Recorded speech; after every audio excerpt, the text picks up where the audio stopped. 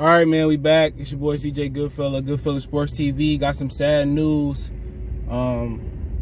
First man to beat Julio César Chávez Jr. And I think he beat him the first 2 times, and they fought a 3rd time outside their prime in the retirement bout.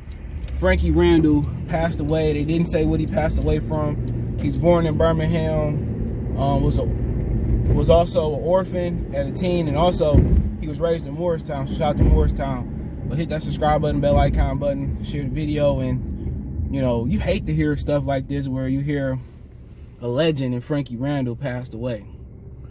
That's what you don't want to hear, is a legend and Frankie Randall passed away. And you people forget, man, really he beat Chavez twice. And he got cut. I remember that second fight. He got cut. And basically the split decision went to Chavez, but he really beat him twice. That was a Don King cooking. And yeah, in his prime, he had went 13. He had went 3-13 after, basically after their retirement fight. But he eclipsed a record of 55-5-1. He's a 3-time world champion. Remember, there wasn't no 4 belts then. It was well, but Frankie Randall was a great fighter for beating Chavez. That joker was what, 89-0, and just looking at his style, Chavez admitted that it complicated stuff. And that's the reason why Canelo don't want to fight black fighters now. Especially in their prime. That style complicates stuff for fighters like him and Chavez. But the difference between Canelo and Chavez is Chavez will still fight those fighters. Even though he lost to Pernell and people think he got a gift versus Mildred Taylor. But history tells us Chavez won in the long run versus Mildred Taylor anyway. But, that style is complicated for a lot of Hispanic fighters. But Chavez still fought black fighters and had great victories over a lot of them. He had a great victory over Roger Mayweather. I think they fought twice, if I'm not mistaken. Had a victory over Mildred Taylor, but he still fought those type of fighters. And he had a great victory over very slick Hector Camacho. He basically was a life-handed brother. So he still fought those guys. And everybody know he lost to Pernell. Pernell was the first dude to beat him. Regardless of whatever people did, but Frankie Randall actually did it on paper. And Frankie Randall was a hell of a fighter. And I know James Toney don't like the South, but the South got some great fighters. Frankie Randall, Antonio Tarver, Roy Jones Jr. You got a lot of today you got some great fighters fighting that's taking it to another level. Errol Spence, the Charlo twins.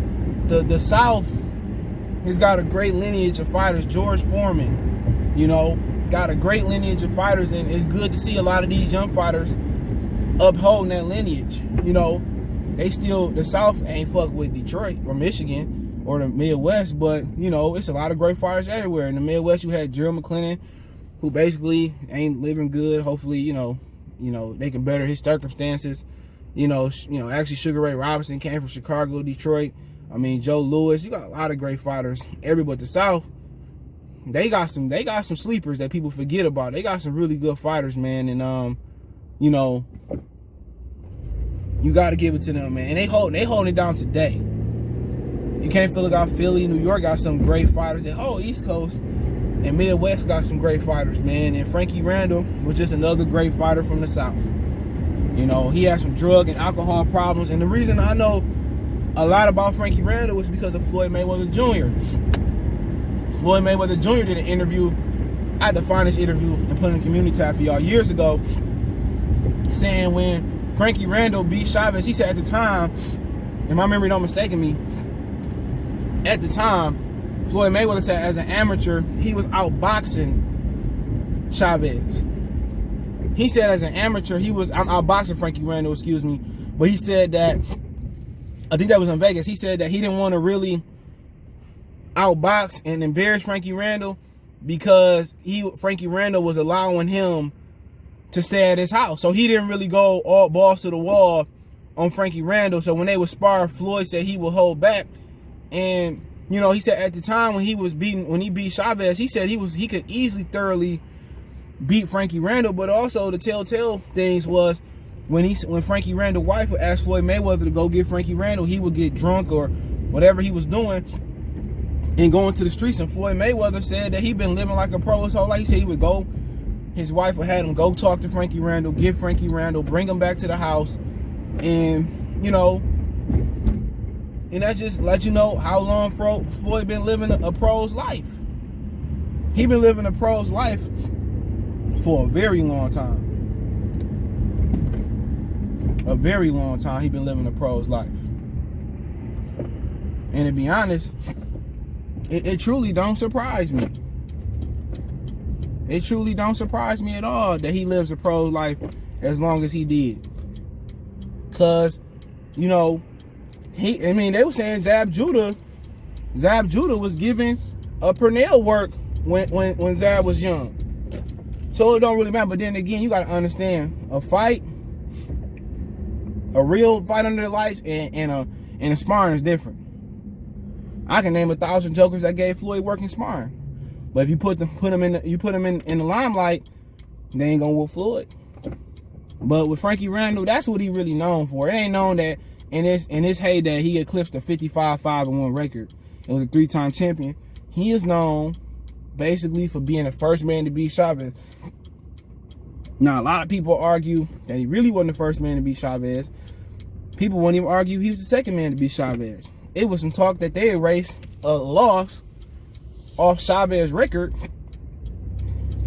And then most people felt that Pernell beat him first. And then, but then again, hey, what BoxRec gonna say? Frankie Randall did it first. So that's what he really known for. Frankie Randall is a hell of a fighter. Chávez was a hell of a fighter. You know, I feel that if you put Frankie Randall over there in Mexico, you know, that he probably can eclipse an 89-0 record fighting those guys. But then again, I remember somebody saying those Tecate tomato cans that Chávez was fighting was tougher than the guys that, you know, a lot of people fought coming up. So, you know, you're gonna always get the different. But I think man, they both was, you know, great fighters, and Chávez admitting that man's style gave him all types of problems. Really, you gotta tip your hat off. You gotta tip your hat off to him. You know, and shit, you know, it is what it is. But hey, let me know what you guys think. All right, rest in peace, 59 years old, Frankie Randall. Whew, man, 2020 been a bad year, but don't forget we on Facebook, Instagram, Twitter. This dude about to back into my car, dude.